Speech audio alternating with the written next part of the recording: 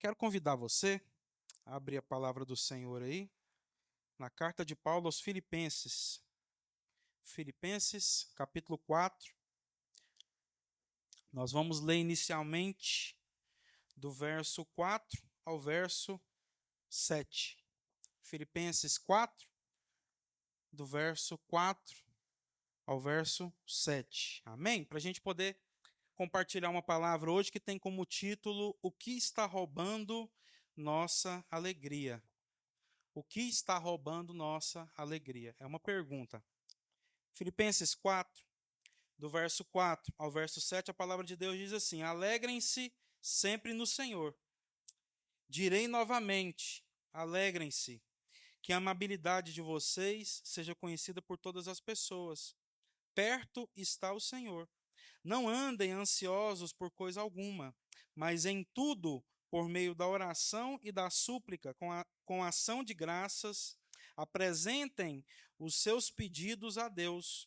Então, a paz de Deus, que excede todo entendimento, guardará o coração e os pensamentos de vocês em Cristo Jesus. Amém? Vamos orar, Pai. Nós oramos, ó Deus, para que nessa noite o Senhor possa, de fato, pela tua palavra, ministrar o nosso coração, ó Deus, e nos mostrar, ó Deus, se de fato algumas dessas coisas que serão compartilhadas aqui, de fato não testificam, ó Deus, que tem roubado a nossa alegria, Senhor.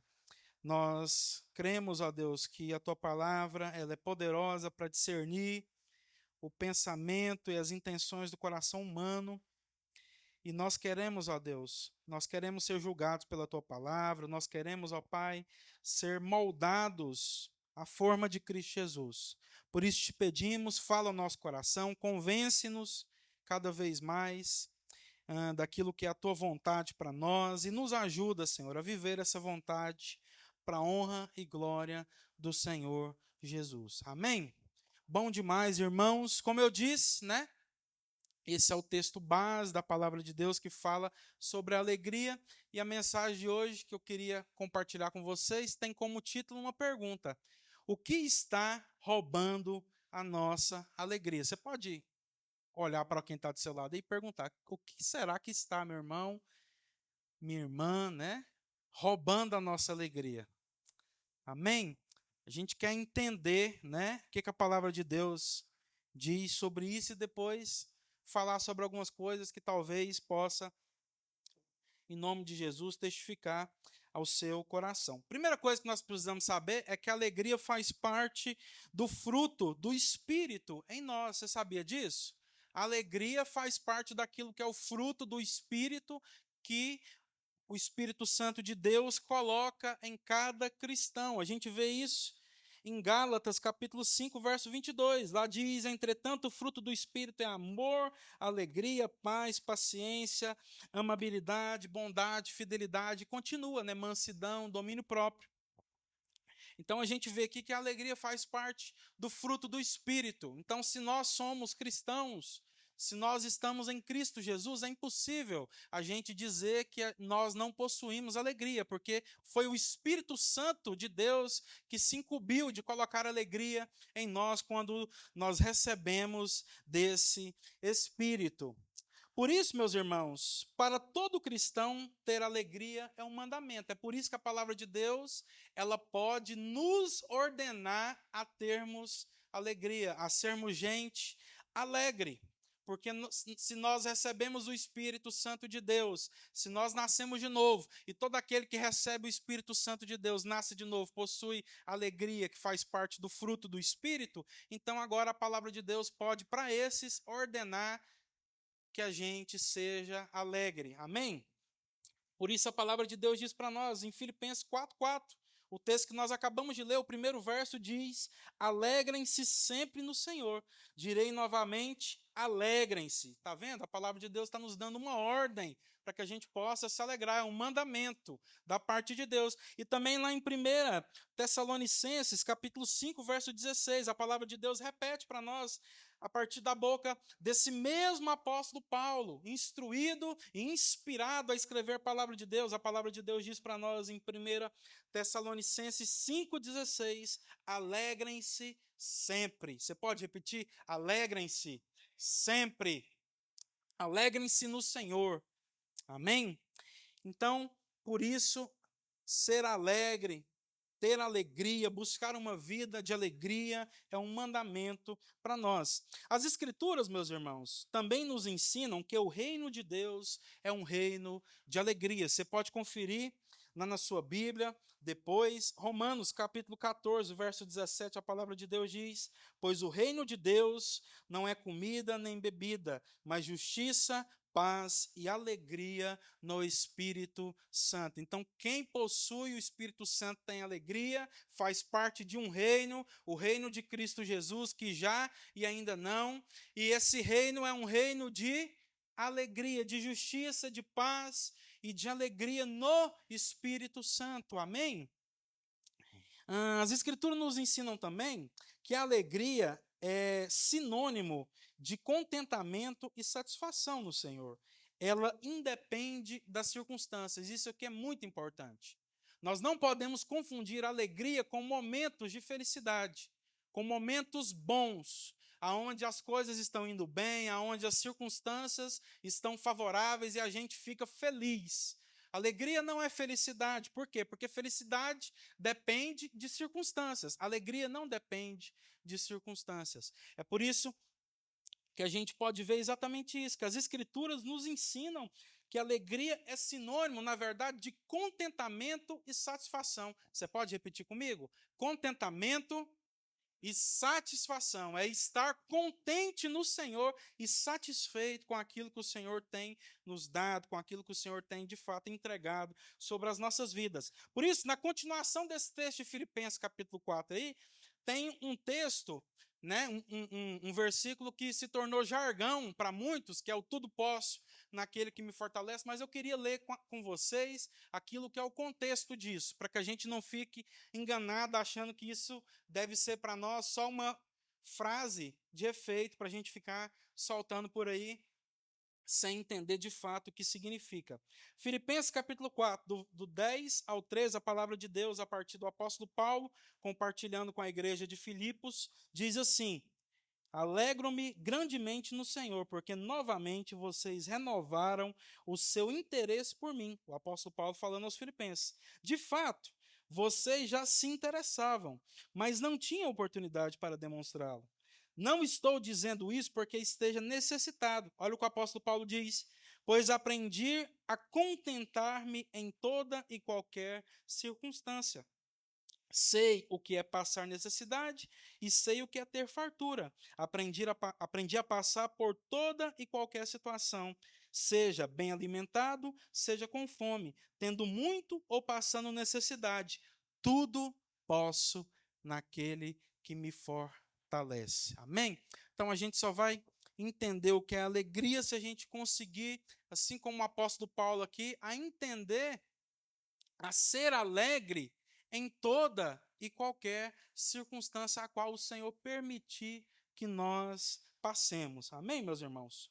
Por isso, nós podemos nos alegrar mesmo em meio às dificuldades e provações. Alegria é algo que todo cristão recebe quando ele é batizado no Espírito Santo, no momento da sua conversão, quando de fato ele recebe desse Espírito. A alegria se torna um mandamento, porque nós temos condição de nos alegrar agora que nós temos o fruto do Espírito. A alegria, a gente entende que faz parte desse reino de Cristo. Essa alegria é uma característica do reino. Nós entendemos que a alegria tem muito mais a ver com satisfação e contentamento do que com circunstância favorável, do que com momentos bons, do que com coisas e momentos que a gente se vê feliz por estar passando por uma por um momento de felicidade. A alegria tem mais a ver com contentamento e com satisfação do Senhor do que com qualquer felicidade por uma circunstância favorável que é também passageira na vida. E aqui a gente vê o apóstolo Paulo dando um exemplo disso na sua própria vida, quando ele diz que aprendeu a estar contente em toda e qualquer situação, tanto a ter com fartura quanto a passar necessidade, porque ele declara: tudo posso naquele que me fortalece. E por isso, meus irmãos, nós podemos nos alegrar mesmo em meio às dificuldades. É isso que a palavra de Deus está dizendo para nós. Nós podemos ter alegria naquilo que, humanamente falando, parece uma contradição, mas não, pela palavra de Deus, nós podemos ter alegria nas dificuldades e provações da vida. Não ouvi nenhum amém. A palavra de Deus diz para nós, por exemplo, lá em Tiago, capítulo 1, verso 2 e 3. A palavra de Deus diz assim: meus irmãos, considerem motivo de grande alegria o fato de passarem por diversas provações. Assim vocês saberão que a prova da sua fé produz perseverança. Está vendo? A palavra de Deus está dizendo para nós que nós podemos e devemos ter alegria no fato da gente passar por diversas provações. Romanos capítulo 5, verso 3, um texto similar, agora falado pelo apóstolo Paulo. Romanos 5,3, a palavra de Deus nos diz quase que a mesma coisa. A palavra de Deus diz: também nos alegramos ao enfrentar dificuldades e provações, pois sabemos que contribui para desenvolvermos perseverança. Está vendo? A perseverança sendo desenvolvida nos dois textos. Quando a gente entende que nós podemos ter alegria, mesmo passando por situações difíceis, situações adversas, por provações, por dificuldades, por todo tipo de aflição na vida, nós vamos ser gente que vai produzir perseverança. Essa perseverança, a gente continua aqui no texto Romanos vai dizer para nós que a perseverança produz caráter aprovado, e o caráter aprovado produz esperança, e a esperança não nos decepciona, porque a gente sabe, e a gente vai saber aí então que, de fato, o Senhor derramou do seu amor sobre os nossos corações. Amém? E de que Ele cuida de nós em toda e qualquer situação. Então isso é alegria, irmão. Isso aqui é um contexto básico daquilo que a palavra do Senhor diz sobre alegria para nós, para que a gente possa refletir sobre o que tem roubado a nossa alegria. Porque mesmo sabendo de todas essas coisas, a gente pode estar vivendo um momento da vida onde a nossa alegria tenha sido roubada. Onde a gente pense: poxa vida, como eu queria viver tudo isso, mas eu não me sinto alguém alegre. Eu nasci de novo, eu recebi o Espírito Santo de Deus dentro de mim, mas eu tenho passado por um momento na minha vida onde eu sinto que essa alegria parece que me foi roubada. Parece que algo tirou essa alegria de mim. Algo está impedindo que eu desfrute desse fruto do Espírito, que é a alegria, que se traduz também em alegria. E eu queria, meus irmãos, compartilhar com vocês pelo menos 3 coisas que pode roubar a nossa alegria, para que a gente possa, de fato, deixar o Espírito Santo de Deus ministrar ao nosso coração. Amém? Primeira coisa que pode roubar a alegria são os nossos olhos. Jesus falou sobre isso. Eu acredito que os irmãos estão projetando aí, né? Lá em Mateus, capítulo 6, o verso 22 e o 23, a palavra de Deus diz assim, ó: os olhos são a lâmpada do corpo. Portanto, se os seus olhos forem bons, todo o seu corpo estará cheio de luz. Mas se os seus olhos forem maus, todo o seu corpo estará cheio de trevas.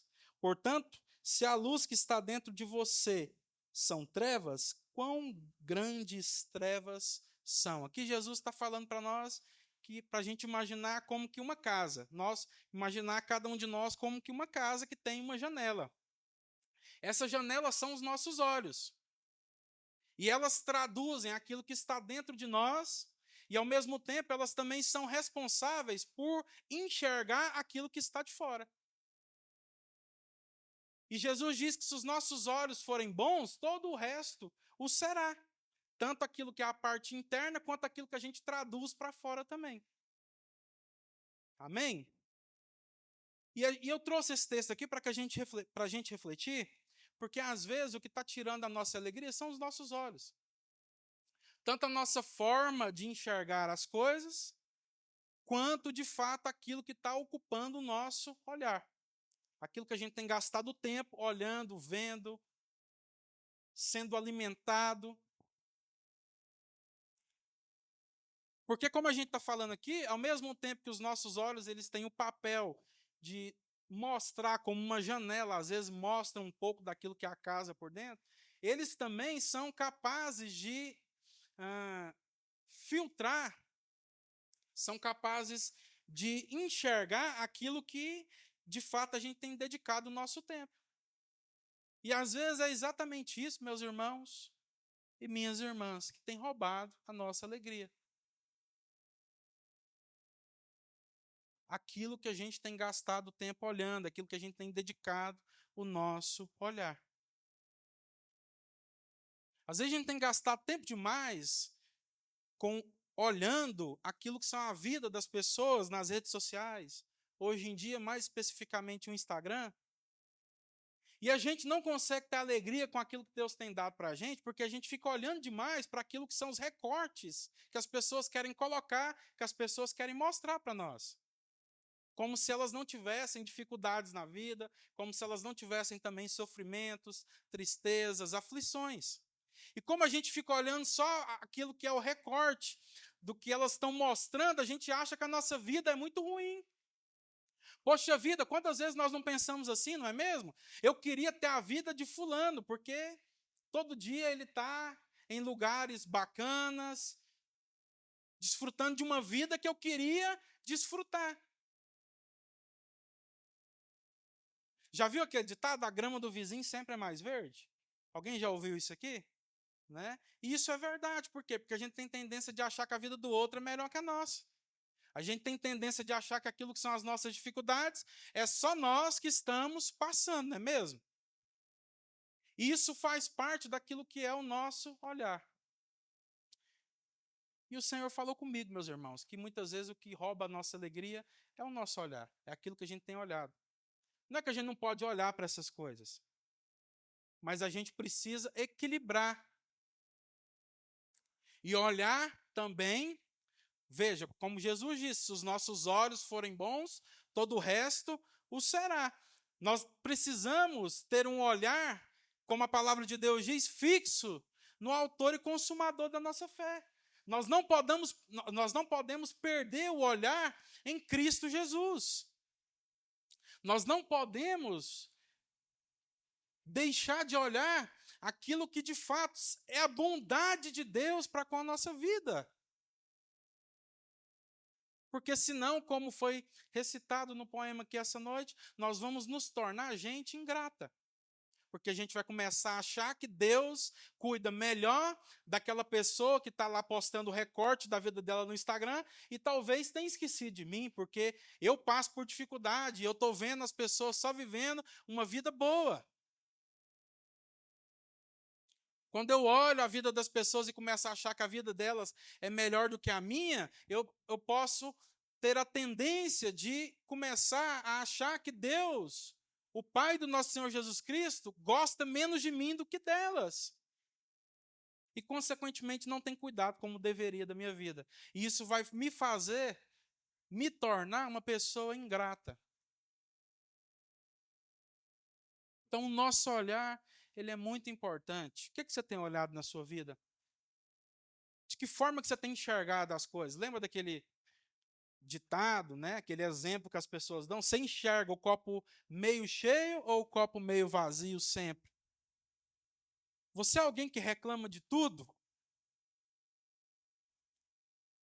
Ou ainda há espaço no seu coração para gratidão por aquilo que Deus tem te dado? Como diz aquela canção, por tudo que tens feito, por tudo que vais fazer, por tuas promessas e tudo que és, eu quero te agradecer com todo o meu ser. O nosso olhar, meus irmãos, o nosso olhar pode, de fato, nos tirar a alegria. Aquilo que a gente tem dedicado o nosso tempo, a nossa vida, pode nos tirar a alegria.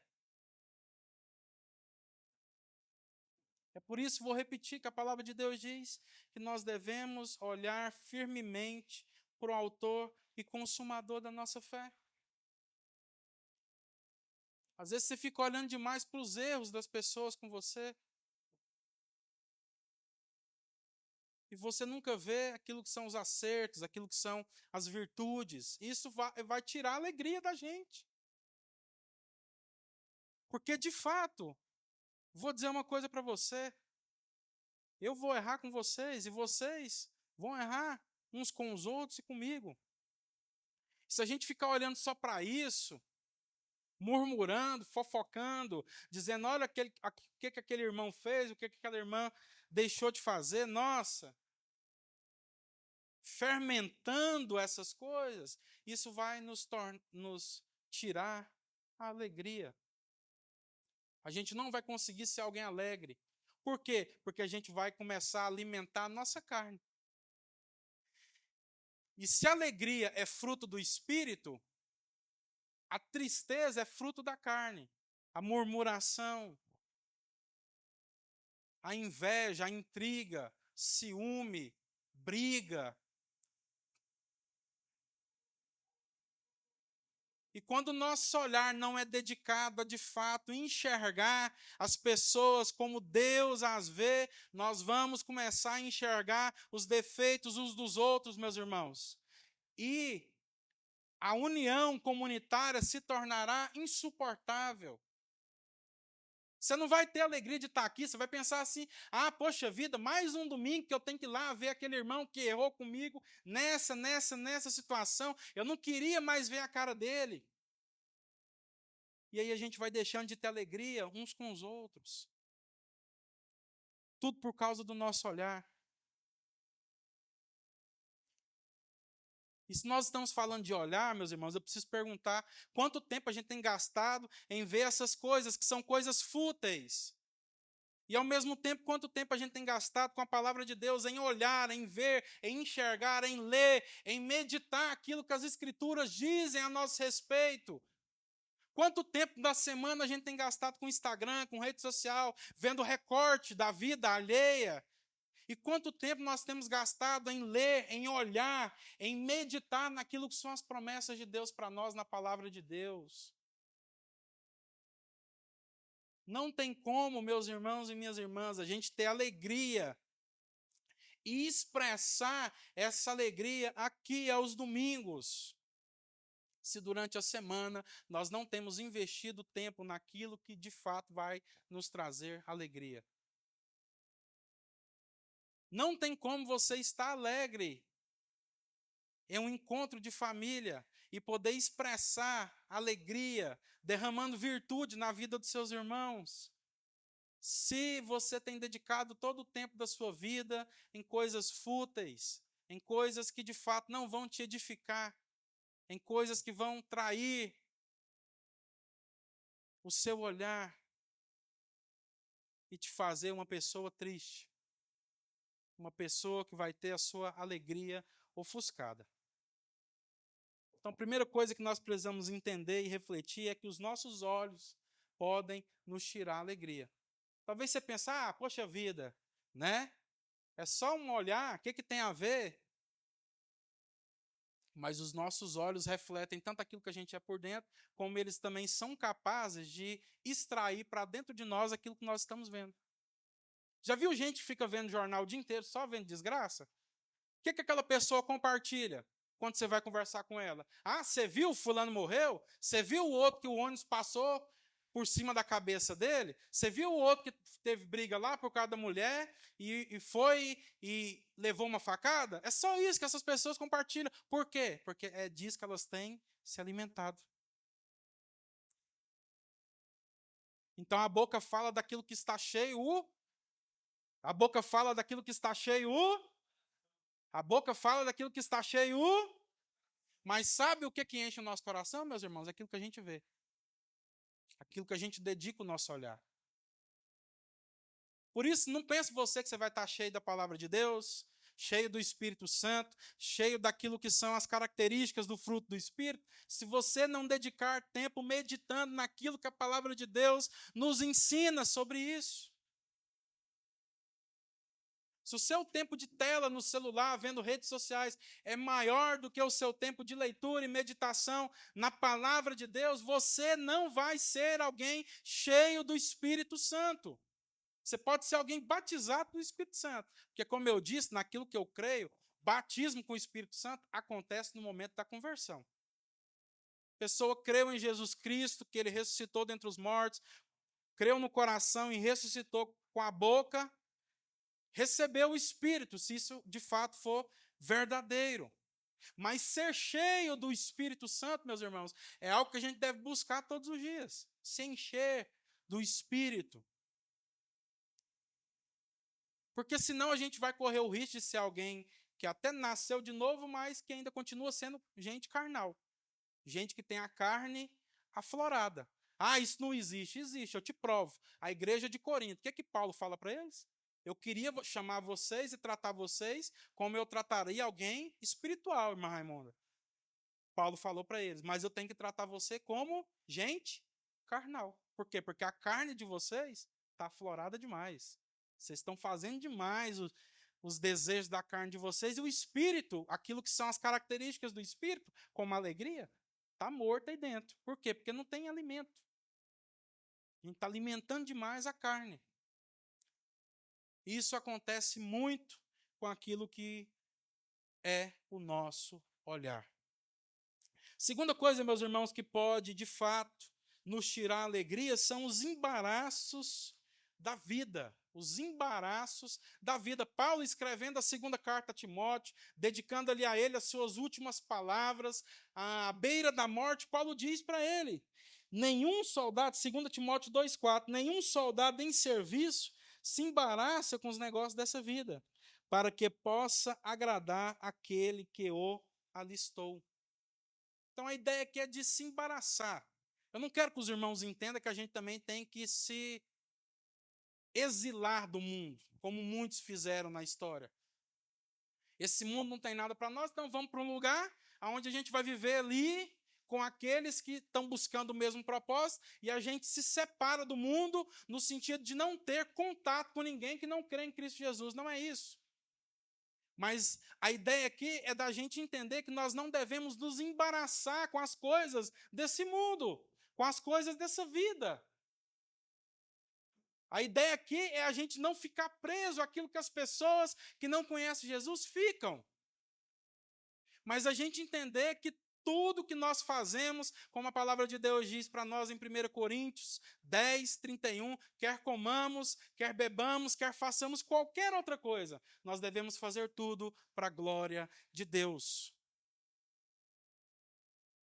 Então nós não podemos nos embaraçar. Por quê? Porque os embaraços podem nos tirar a alegria. Talvez, meu irmão e minha irmã, você deixou de ser alguém alegre no Senhor porque você está embaraçado demais com as coisas deste mundo.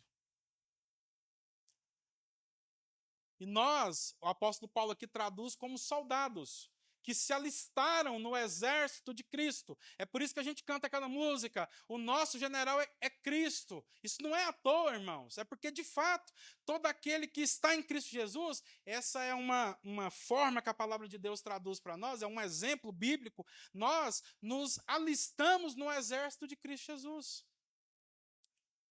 E todo soldado, quando se alista, ele não se embaraça mais com as coisas da vida, com as coisas do mundo, a fim de quê? O que o texto aqui diz, que nós acabamos de ler, a fim de agradar o Senhor que o chamou. Só que às vezes nós dizemos que nós estamos em Cristo Jesus, nós cantamos que nós fazemos parte de um exemplo, de um exército, cujo o general é Cristo, mas a gente ainda está embaraçado demais com as coisas desse mundo. Ah, o que você está querendo dizer quando você está falando que a gente não deve se embaraçar com as coisas desse mundo? Mais uma vez, eu não estou dizendo que a gente não deve, que a gente deve agora se exilar, deixar de trabalhar, de constituir família, de comprar, de vender, de se relacionar com as pessoas que não conhecem Jesus. Não é disso que eu estou falando. Você quer ver um exemplo de alguém que está embaraçado com as coisas dessa vida? Vou te fazer uma pergunta e você mesmo vai conseguir responder para si mesmo se você está embaraçado ou não. Qual é o objetivo quando você sai de manhã de sua casa, aqueles que trabalham aqui, para ir lá para o seu trabalho, para o seu emprego? Qual é o seu objetivo? Eu acredito que naquilo que a gente pensou, e a maioria está pensando, ganhar o meu salário no final do mês, não é isso? Mas se for só isso, irmãos, nós estamos embaraçados com as coisas dessa vida. Se a gente está entendendo que o nosso único objetivo ao ir trabalhar no lugar onde Deus preparou para nós, para que a gente pudesse também ganhar o nosso sustento e abençoar a nossa família e aqueles que estão ao nosso redor, é o salário, a gente está embaraçado com as coisas dessa vida. Porque lembra do que o texto que eu acabei de citar aqui diz? O texto de Paulo, na primeira carta aos Coríntios, diz que tudo que a gente faz, nós devemos fazer para a glória de Deus. Então, o seu trabalho, antes de ser aquilo que você vai receber, o seu salário lá no final do mês, é para a glória de Deus. Seu trabalho é para glorificar o Senhor. Mas se você só trabalha para conquistar o seu recurso, sabe o que acontece? Você não vai glorificar o Senhor.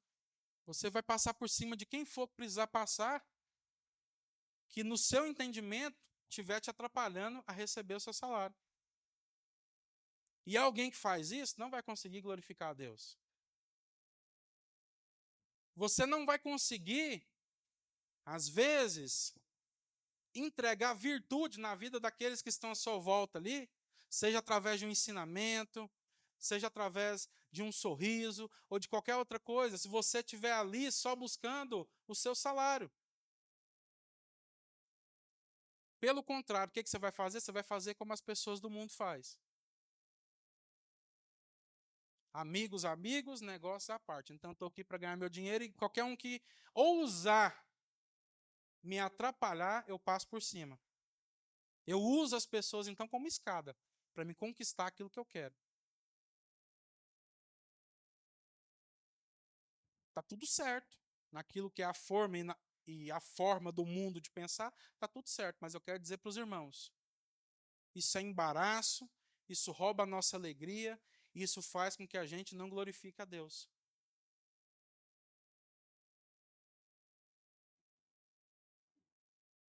E tem muitas outras coisas que a gente poderia falar aqui que é embaraço.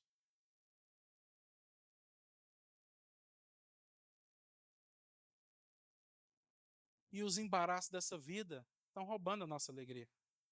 Para que você tem dinheiro no banco, meu irmão, minha irmã? Ah, eu não tenho. Mas para que você quer ter, então? Porque tem gente que tem, e aí aqueles que não têm pensam assim, estou livre, né? Que eu não tenho, mas para que você quer ter? Porque quem não tem, quer ter. Para que você quer ter? Se você tiver dinheiro no banco e um irmão seu precisar de você, você é capaz de usar esse recurso para abençoar seu irmão? Ou você quer ter dinheiro no banco para não precisar de ninguém e lá escondidinho no fundo do seu coração, vou te dizer, nem de Deus, e para que ninguém também fique sabendo que você tem, para que não precise de você? Porque às vezes a gente pensa que não, eu quero ter uma segurança, né? Hoje em dia até que isso tem mudado um pouco, mas até um tempo atrás, o que as pessoas falavam? Eu quero trabalhar para o Estado. Por quê? Porque tem, como é que as pessoas diziam? Estabilidade. A gente está vendo que Estado não tem estabilidade, perdão da expressão, porcaria nenhuma, né? Que os governos mudam e as coisas mudam e nada é estável. Mas até um tempo atrás era o que as pessoas diziam. Quero trabalhar no Estado porque é estável. Eu vou ter estabilidade, vou ter segurança. Isso parece lindo, irmãos. Isso parece lindo. Na forma do mundo, vou repetir mais uma vez, não tem nada errado. Mas isso esconde algo que está no nosso coração, que é embaraço. Que a gente não quer que as pessoas dependam de nós, da mesma forma que a gente não quer depender de ninguém nem de Deus.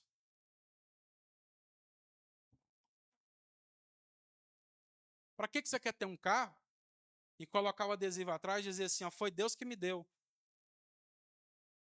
Se tiver alguém precisando de carona para vir no culto, você não tem coragem de ir.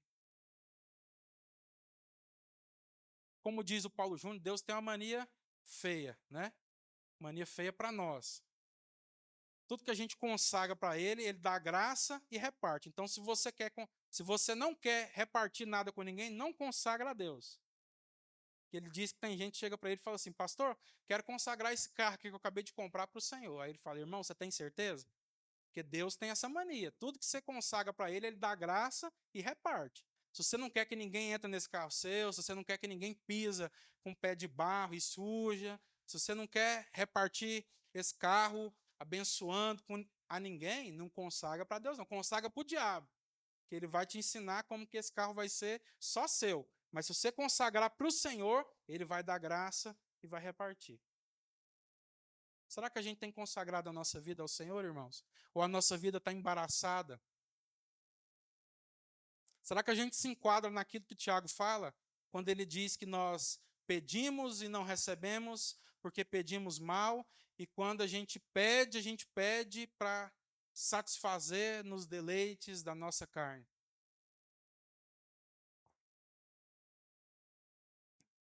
Os embaraços podem estar nos impedindo de ter alegria.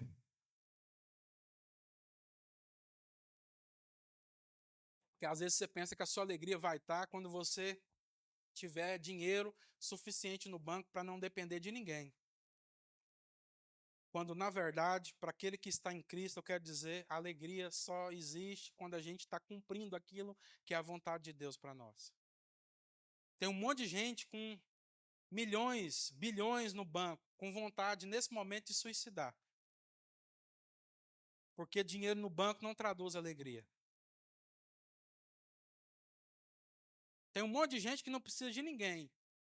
E por não precisar de ninguém, GG, chegou o ponto que também não tem nenhum amigo mais. Porque ele não precisa de ninguém, ele acha que todo mundo chega perto dele, vai chegar perto dele porque quer alguma coisa, então ele não se permite, mas não tem alegria. E às vezes, meus irmãos, a gente está na igreja, a gente está aqui todo domingo, a gente está frequentando esse auditório, mas a gente vai perdendo a alegria porque, sem perceber, a gente começa a desejar no nosso coração aquilo que as pessoas do mundo desejam. E a gente deixa de entender, esquece que a alegria genuína, verdadeira, só tem aquele que está cumprindo a vontade de Deus. Como o apóstolo Paulo diz, é possível ter a despensa vazia, e mesmo assim estar alegre no Senhor.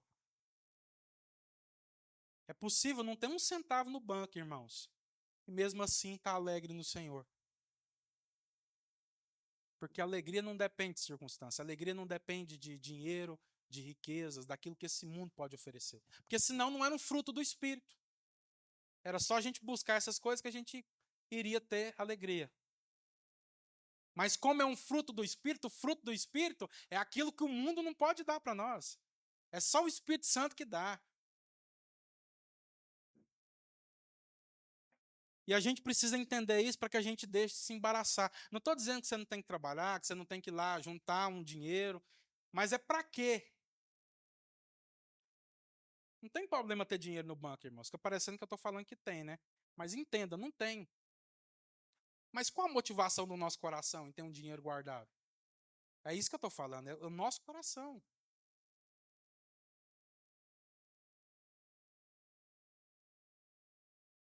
O que a gente está disposto a fazer se alguém precisar da gente e a gente tiver recurso? A gente vai dizer só, vá em paz, que o Senhor te abençoe, ou a gente vai estender a mão e ser um irmão, ser um próximo na vida dessa pessoa? No fundo, é aquilo que são as motivações do nosso coração. Porque dependendo delas, dependendo de quais são as motivações do nosso coração, a gente pode se embaraçar nessa vida. E sem perceber, começar a buscar as mesmas coisas que aqueles que não conhecem Jesus buscam. E quando a gente menos perceber, meus irmãos e minhas irmãs, nós vamos estar nos conformando na forma desse mundo. E a palavra de Deus diz para nós, através do apóstolo Paulo, lá em Romanos capítulo 12, que nós não devemos nos conformar à forma desse mundo. Pelo contrário, nós devemos transformar a forma de pensar desse mundo com o quê? Com a renovação da nossa mente, pela palavra de Deus, de forma que a gente possa experimentar aquilo que é a boa, perfeita e agradável vontade de Deus para a nossa vida. Última coisa que eu queria compartilhar com vocês, que pode, de fato, tirar a nossa alegria, é a forma com que lidamos com as traições e as adversidades. É isso mesmo, traições e adversidades. Porque Jesus nos falou, olha o que ele diz, Mateus capítulo 5, verso 11 e 12, bem-aventurados serão vocês, quando por minha causa os insultarem, os perseguirem e mentindo disserem todo tipo de mal contra vocês. Alegrem-se e regozijem-se, porque grande é a sua recompensa nos céus. Pois, da mesma forma, perseguiram os profetas que vieram antes de vocês. Então, a forma com que nós lidamos com as traições podem tirar a nossa alegria. Porque Jesus diz que nós seríamos bem-aventurados quando as pessoas nos insultassem, nos perseguissem e mentindo dissessem todo tipo de mal contra nós. Mas ele diz: alegrem-se, regozijem-se, porque é grande a sua recompensa nos céus. Pois da mesma forma perseguiram os profetas que vieram antes de vocês. Jesus diz que isso deveria ser motivo de alimento, de alegria para nós. Quando nós fôssemos insultados, quando a gente fosse caluniado, quando as pessoas dissessem todo tipo de mentira, todo tipo de mal contra nós, por amor a Cristo Jesus, porque a gente está tentando cada vez mais viver conforme a vontade de Deus, conforme o evangelho de Cristo. Isso deveria ser motivo de alegria para nós. Mas se a gente não tomar cuidado, isso pode amargurar a gente. Nós podemos passar a ter um sentimento de amargura no coração. Já viu aquele negócio? Eu estou me sentindo injustiçado. Quando a gente se sente injustiçado, a gente está a um passo de ficar amargurado. E ficando amargurado, a gente está a um passo de perder a nossa alegria.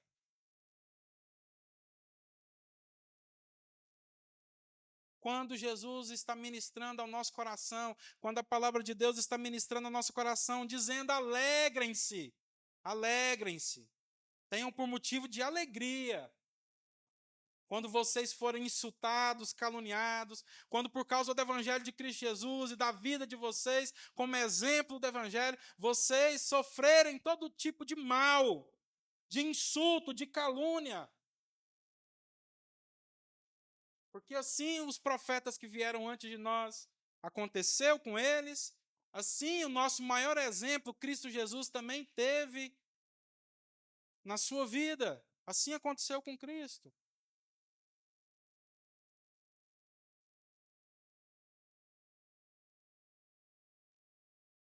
Você está sofrendo por causa do evangelho, meu irmão, minha irmã? Você já sofreu algum tipo de calúnia por causa da sua vida no evangelho? Você já foi difamado por causa do evangelho?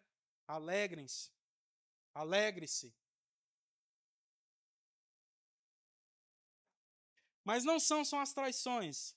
As adversidades podem causar essa amargura no nosso coração também. Por isso a palavra de Deus diz lá em Romanos, nós voltamos lá, capítulo 5, verso 3 ao 5, também nos alegramos ao enfrentar dificuldades e provações, pois sabemos que contribuem para desenvolvermos perseverança, e a perseverança produz caráter aprovado, e o caráter aprovado fortalece nossa esperança, e essa esperança não nos decepcionará, pois sabemos o quanto Deus nos ama, uma vez que Ele nos deu o Espírito Santo para nos encher o coração com o seu amor.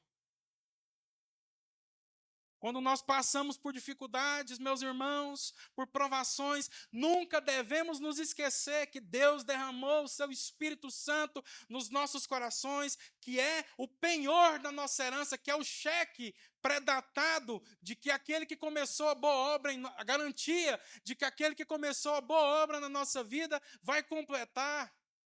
E de que o Senhor nos ama, independente do que você está passando na sua vida, de qual dificuldade, de qual adversidade, de qual provação, das suas aflições. Nunca se esqueça, o Senhor te ama e a prova disso é o Espírito Santo dele, que ele derramou sobre o seu e o meu coração. E que nos dá a garantia de que nós podemos nos alegrar em qualquer situação da nossa vida. Mas se a gente não nos lembrar disso, meus irmãos, a gente pode perder a nossa alegria. E nos tornar gente amargurada, gente ressentida, gente que se sente injustiçada, gente que começa a achar que todo mundo deve alguma coisa para a gente. E aí a gente não vai conseguir se alegrar, se regozijar como Jesus nos ordenou quando a gente for perseguido, porque na verdade a gente nem vai conseguir viver o evangelho dessa forma. Quem está amargurado não consegue viver segundo a vontade de Deus. Porque ele já não consegue fazer nada para ninguém mais. Porque ele acha, não vou fazer mais não, porque esse irmão vai depois me trair. Eu não vou estender a mão para o Cira não, porque depois, quando eu mais precisar, ele também não vai estar nem aí para mim. É cada um por si, Deus por todos. Ah, isso não existe na igreja não. Existe, irmãos. Tem gente vivendo um evangelho de cada um por si, Deus por todos. Eu vou lá, todo domingo, cumprir a minha tabelinha, porque se eu não for, Deus pesa a mão sobre a minha vida. Mas é o seguinte, eu vou embora para minha casa e eu não quero que ninguém me peça nada. E eu também não estou afim de ajudar ninguém em nada, não. O evangelho do cada um por si, Deus por todos. E o apóstolo Paulo diz que se alguém pregar um evangelho diferente daquele que é o evangelho que ele pregava, o evangelho de Cristo Jesus, que é o evangelho de entrega, que é o evangelho do amor, que é o evangelho de estender a mão, meus irmãos, deve ser amaldiçoado. Esse evangelho de cada um por si, Deus por todos. Esse evangelho de barganha, onde a gente fica aqui cumprindo um ritual com medo de Deus pesar a mão e entregando aquilo que a gente acha que deve entregar em forma de culto, para Deus poder então nos abençoar e entregar aquilo que nas nossas orações a gente pede todo dia. Esse não é o evangelho de Cristo Jesus. E, consequentemente, deve ser amaldiçoado, meus irmãos. O evangelho de Cristo Jesus é o evangelho onde a gente retoma a nossa alegria. O evangelho de Cristo Jesus nos dá poder para viver na nossa vida, no século 21, no ano de 2025, aquilo que os apóstolos viveram lá no primeiro século. Quando eu me converti, muita gente falava assim, a gente tem que voltar a ser como a igreja primitiva. Não tem que voltar a ser como a igreja primitiva. A gente tem que olhar para o exemplo dos nossos irmãos e viver aquilo que, segundo a vontade de Deus, eles viveram, mas no nosso tempo, na nossa época, da nossa maneira. Só que tem uma coisa, meus irmãos, quando a gente lê o livro de Atos, os jovens leram aí, né, um livro muito bacana, vocês vão lembrar agora. Tá vendo como que é importante a gente meditar nas Escrituras? Quando alguém fala e você já leu, você lembra, é isso mesmo que está lá. Ou quando alguém fala alguma coisa que não está na Bíblia, você fala assim também, isso aí não está na Bíblia, não. Eu retenho o que é bom. Mas lá no livro de Atos, tem um episódio que os apóstolos são presos e açoitados, e a palavra de Deus diz que eles saem da prisão, louvando a Deus, cantando e louvando, porque eles enxergaram na vida deles que eles foram dignos de sofrer por causa do nome de Cristo. E eles tiveram alegria de serem dignos, mesmo apanhando, sendo açoitados, sendo maltratados. Quando eles saem da prisão, eles se alegram, eles cantam, porque eles estavam sendo dignos, mesmo falhos e pecadores. O Senhor os considerou dignos de sofrer aquilo que resta das aflições de Cristo. Eu termino perguntando para vocês, irmãos, o que nós queremos? Nós queremos uma vida de felicidade ou uma vida de alegria? Não dá para ter as duas. Porque a alegria verdadeira só tem aqueles que têm o Espírito de Cristo. Se a gente buscar a felicidade, nós vamos nos embaraçar, o nosso olhar vai se perder e nós vamos perder a nossa alegria. Mas se a gente quer alegria, a gente tem que entregar a nossa vida para o Senhor e dizer verdadeiramente para Ele: Senhor, eu estou aqui, a minha vida, a minha casa, a minha família, para viver a sua vontade. Independente de qual situação o Senhor permitir que eu passe. Só me ajude para que eu não perca a alegria. E para que eu nunca esqueça que, independente de qual situação o Senhor tem permitido que eu passe, para que eu nunca esqueça que o Senhor me ama, que o Senhor entregou o seu Filho, aquilo que de mais precioso o Senhor tinha, como forma do seu amor, como prova do seu amor. E colocou dentro de mim o teu Espírito, que, como a palavra de Deus diz, todo dia clama Abba Pai. O seu Espírito, que, como a palavra do Senhor diz, testifica com o meu espírito que eu sou filho de Deus. E não existe alegria maior do que essa, como diz o apóstolo João, de ver os meus filhos andando na verdade. Não tem alegria maior do que essa, do que saber, no mais íntimo do nosso ser, meus irmãos, que o Senhor nos ama. Que o Senhor nos ama. Você pode estar com a cabeça na guilhotina, como o apóstolo Paulo esteve, ouvindo o afiar das ferramentas dos algozes que ia cortar, que ia decapitar a cabeça dele, e mesmo assim ter alegria.